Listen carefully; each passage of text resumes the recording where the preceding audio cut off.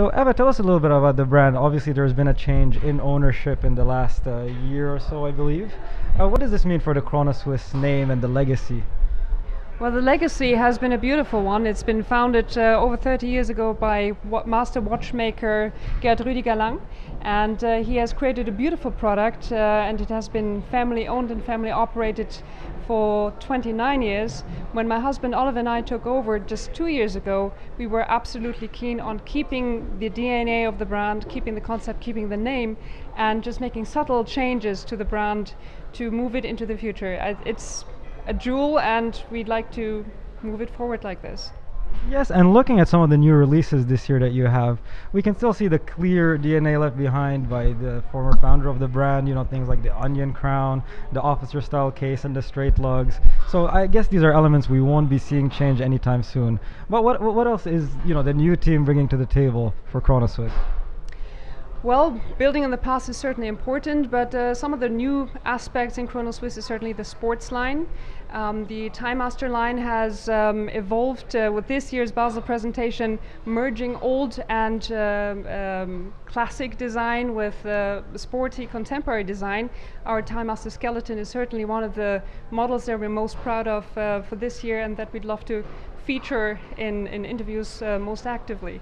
But also there's something new to Chronoswiss. We always work with guilloché and also with enamel from time to time.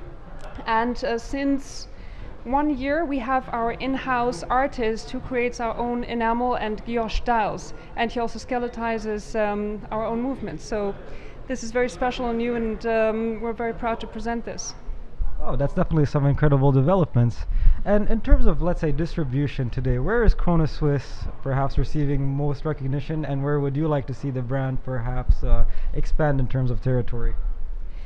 It's always been known for its classical lines, the series lines, and certainly has the greatest recognition in this area. But we already have a lot of watch lovers that are probably collecting their fifth or fourth Chronoswiss these days, and we really strive for conquering also a younger age segment.